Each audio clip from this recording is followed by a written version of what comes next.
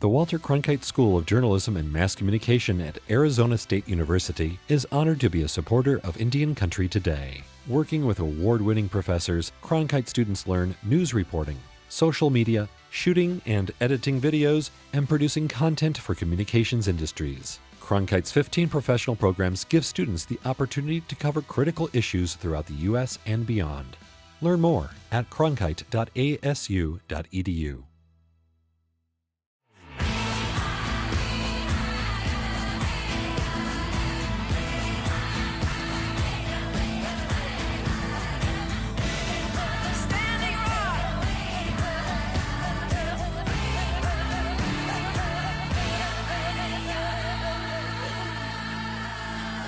This is Indian Country Today. Esquili, yes, thank you for joining us. I'm Patty Thawahungva. Two Aboriginal women are making political history in Canada. A longtime advocate for Inuit culture and rights, Mary Simon, is being named Governor General. She is the first Indigenous woman to be named to this position. Her historic appointment comes amid a broader reckoning over Canada's mistreatment of Indigenous people. The position of Governor General, who represents the Queen in Canada, has been vacant since January. APTN reports that Simon was born in Nunavik in northern Quebec. Her mother is Inuk and her father is a non-Indigenous man. Simon says her appointment comes at an especially reflective time in the country's shared history.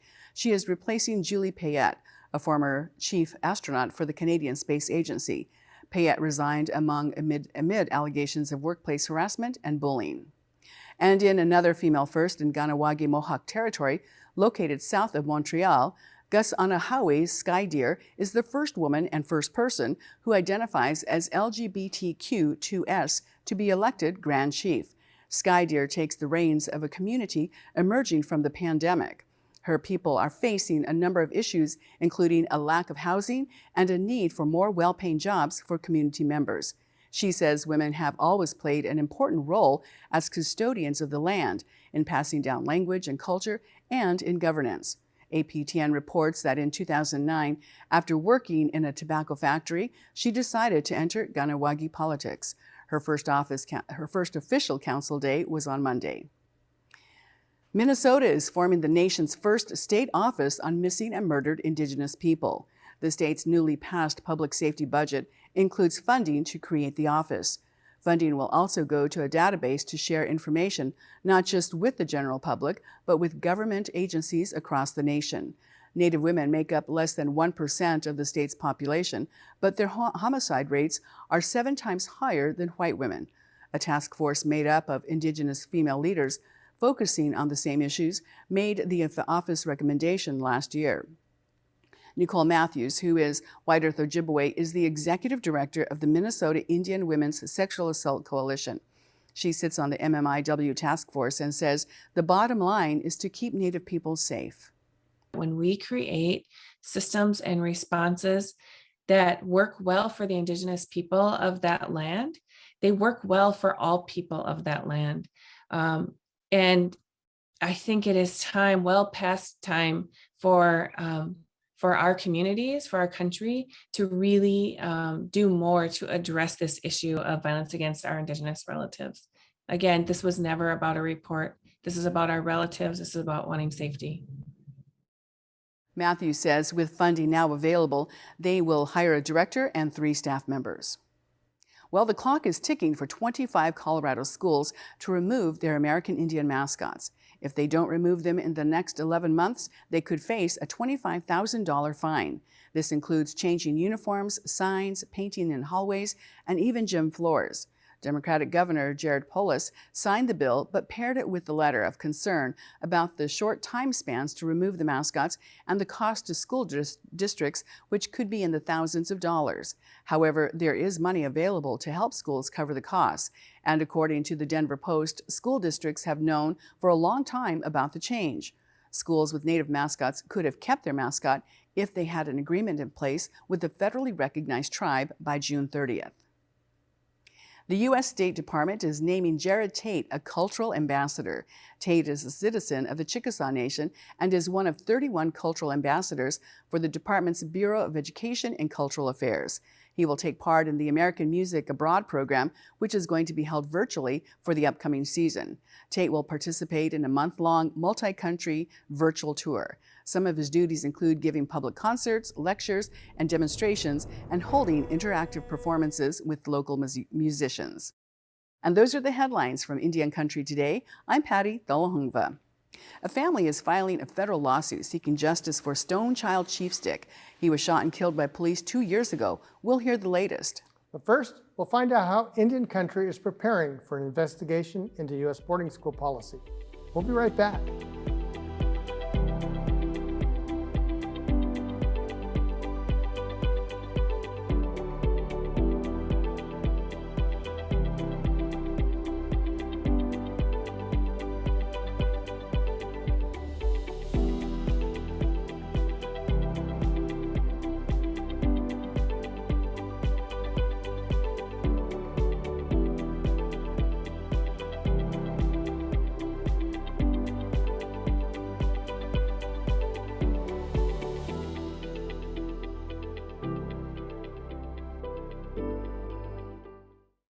Generations of Native American children were removed from their homes during the Indian boarding school era.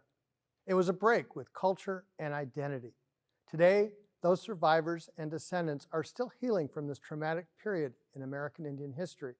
In 2012, the National Native American Boarding School Healing Coalition was formed to address the trauma. Christine McCleve is the Chief Executive Officer for the organization, which is based in Minneapolis, Minnesota. Welcome, Christine. Thank you for having me.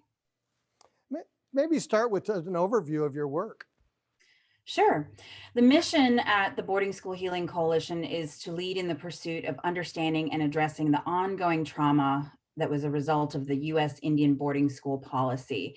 And what that really means is that, understanding and addressing begins with this country confronting this part of its history. And so looking for federal acknowledgement and truth-telling and healing that can come about from this. It's interesting because normally in journalism, we just put out a story and that's it. But in this case, we're also putting out warnings because folks are triggered by these stories in really deep, almost harmful ways, or really harmful ways. Yes. We appreciate you being responsible journalists in that regard. As Native peoples, we understand that this is really opening up a lot of unresolved grief and triggering our historical trauma.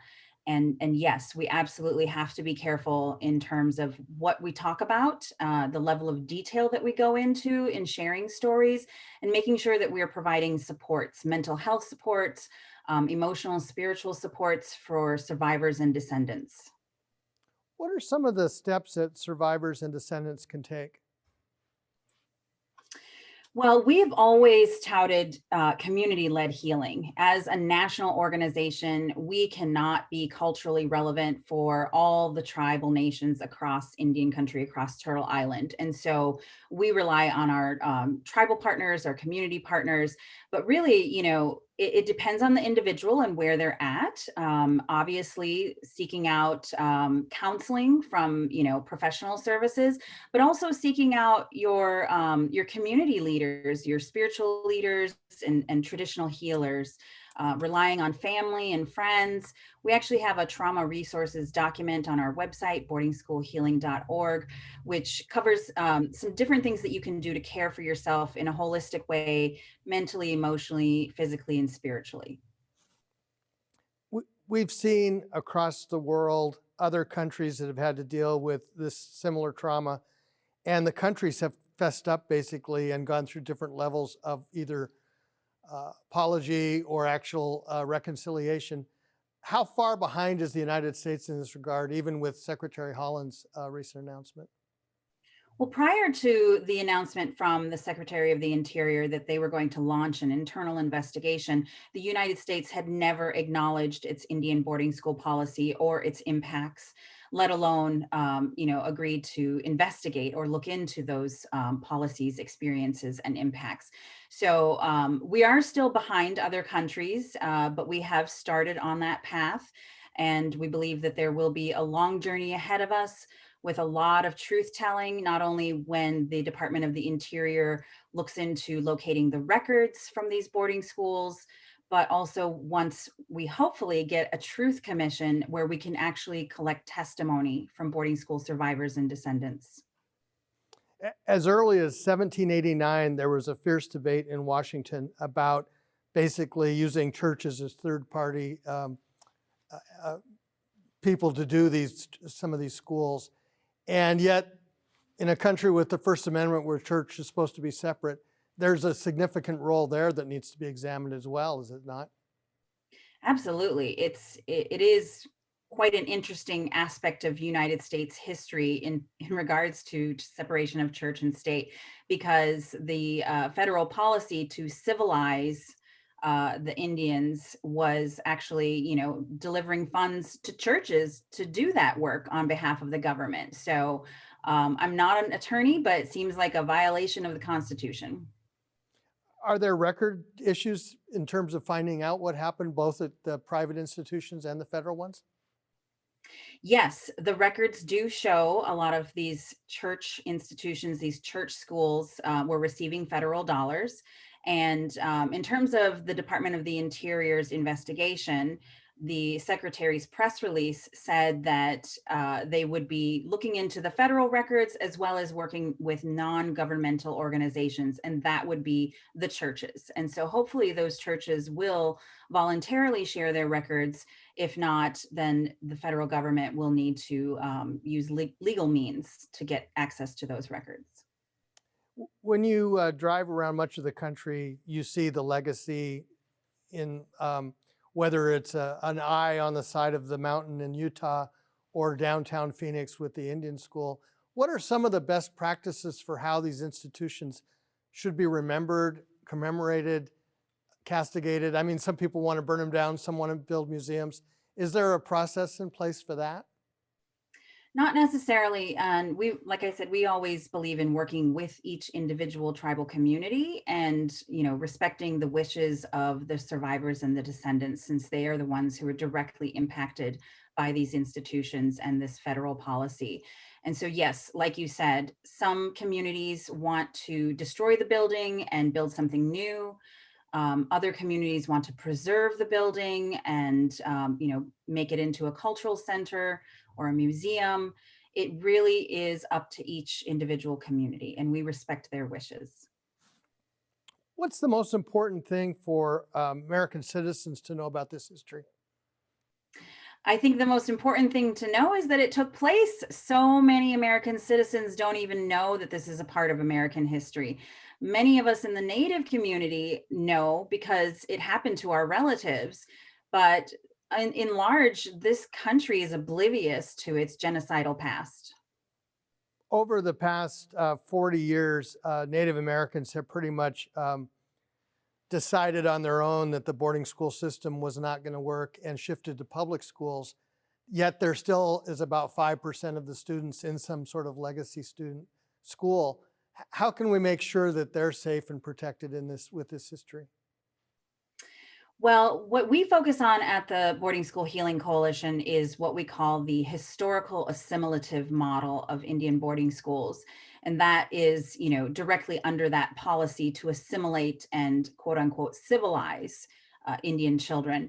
And so in the 1970s, a lot of the self-determination legislation that came forward actually reversed that policy. So the American Indian Religious Freedom Act, the Indian Education Act, Language Revitalization Act, Indian Child Welfare Act, all of these things reversed that original policy and protected our language and culture and the right to keep our children and not have them taken from us. And so the schools that are still open today, and there are 73 Indian boarding schools that are still open today. Actually, only 15 of them are still boarding. The others are now day schools, but they all come from that legacy of the historical assimilative model. We believe that that legacy should be acknowledged and discussed and preserved and talked about in order for healing to take place. And we recognize that the schools that are still open today are very different. Some of them are run by the Bureau of Indian Education in partnership with tribal communities. Some of them are actually run by the tribes. Some are still being run by religious institutions. And hopefully all of these schools are doing right by our children. We know that now language is promoted and culture is promoted rather than prohibited. And so, we think they are doing a better job. That is, a large question. That's not the mission of our organization. We're focused on the historical model. Let me ask you about one case you are working on, and that's Carlisle and the remains. Maybe talk about that for a minute.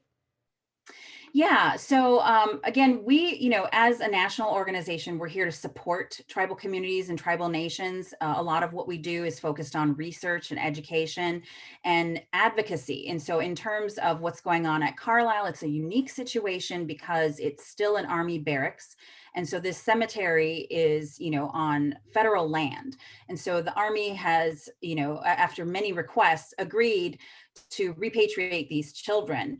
Now, we've had requests and questions about cemeteries at other locations and other boarding schools, but each will have to be a case-by-case situation depending on who owns the land, if it's privately held or federal land. But in Carlisle, we know that tribal nations and relatives of these children can go through an affidavit process and request that their children's remains be returned home. And so we basically just take a support role and are here to advocate for the rights of those relatives and for those children to be returned home.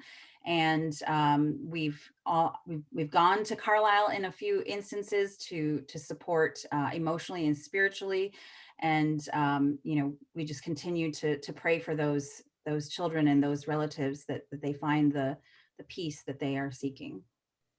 We have less than 30 seconds left, but I just want to ask: is this latest developments a hopeful sign? Absolutely. This initiative by the Department of the Interior is a wonderful first step on the path to truth and healing, but there is still a long way to go, and we still need a federal truth commission.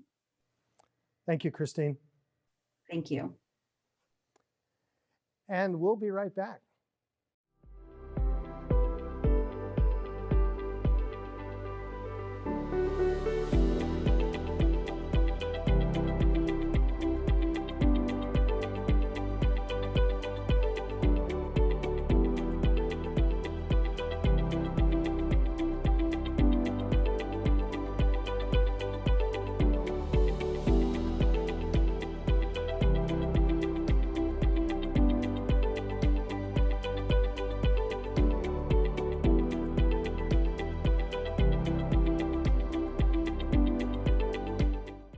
Richard Walker is a freelance journalist for Indian Country Today. He joins us now to talk about his latest reporting about an Indigenous man killed by police in 2019. Welcome, Richard. Oh, thank you for having me today, Mark. Maybe start off by talking about the landscape of this case. July 3rd, 2019, the city of Poulsbo, Washington, which is west of Seattle, was hosting its annual 3rd of July fireworks show. People were gathering there at the park for that program. And during the day, there was a man who had been reported to police of being possibly having a mental health or substance abuse episode. And his name was Stonechild Chiefstick. He was 39-year-old father of 6. And police talked to him twice and obviously didn't find any reason to consider him a threat, although they did believe that he was possibly under the influence, possibly having some sort of episode, and but released him. And in fact, police body cam footage shows police officers talking to him and actually doing fist bumps with him, but within an hour after the second meeting between police and Stonechild, things got worse. Another officer who had not been involved in an earlier encounter with him, a discussion with him, approached him in response to a an alleged an assault allegation, and confronted him. An extensive review of body cam footage and other documents that are part of the record by an independent journalist, Dominic Campisi, a podcaster, showed that police did not identify themselves as police. Tasers were not used, although my understanding is 1 or 2 were available. And they didn't have a plan to de-escalate this. And so within, to de-escalate the situation. And so within a very short time, within 10 seconds after police approached him and 2 seconds after he was warned to drop a screwdriver that he was holding, he was shot twice by Officer Craig Teller and killed. And he was shot and killed in a crowded park. So the plaintiffs, who are his family members, his children, and his estate, filed a civil lawsuit, a civil rights lawsuit, alleging that that police failed to de-escalate the situation. Police had officers involved had inadequate training in de-escalation techniques.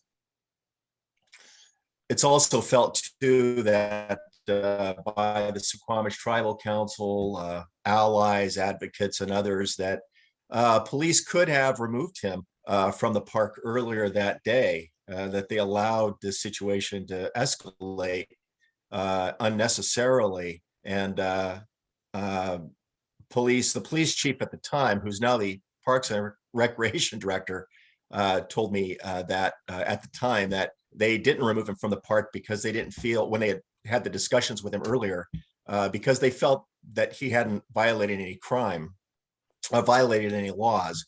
And so they didn't have the ability to remove him from the park. But state law says otherwise. State law states that a person who is believed to be publicly intoxicated or having a mental health episode can be removed and placed into protective custody for their safety and well-being, with or without their consent. One of the issues that surfaced in this case was the release of photographs by the police department. And Indian Country Today was a party in a lawsuit to basically protect the right of media to publish those without choosing to publish the pictures. But just for transparency, I wanted to mention that. What training, what other steps have the police taken since to look at themselves? There was two investigations that went on. One investigation by outside agencies, which were actually law enforcement investigators from surrounding agencies in that county and in a neighboring county, looked at the incident itself. And based on their report, the county prosecuting attorney determined that the shooting was justified, so that no charges were going to would be brought against Officer Keller. He was then allowed to return to the force. He had been on paid administrative leave. An internal use of force panel, review panel, reviewed the use of force and that was employed by Officer Keller, to review whether the department's policies regarding use of force had been violated, and they determined that their feeling was that he had not violated any policies. However, they did make some recommendations, and I'm looking that up now. And the city, the police department said that they were going to employ some of those changes. So number one, the Kitsap County prosecutor, who declined to prosecute Keller, had asked state lawmakers that later that year to establish a unit in the state attorney general's office to review police involved shootings. So it would take it out of the county in which the shooting occurred, and to ensure that it was an impartial complete investigation, and that the public could be confident that it was impartial and a fair, complete investigation.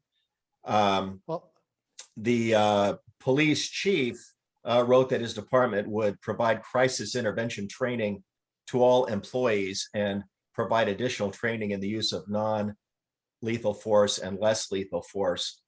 And one Poulsbo City Council member, who's the council's longest serving member and the city's liaison to the Suquamish tribe, he said that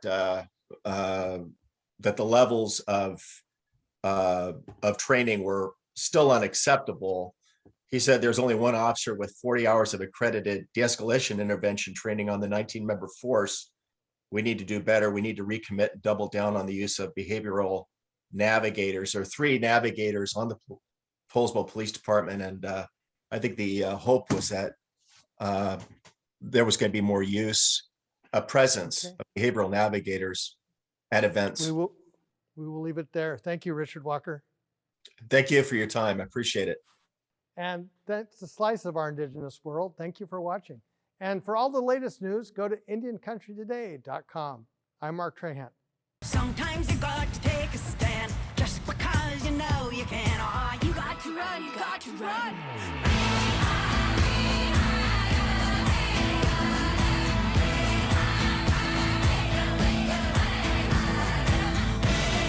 Standing rock.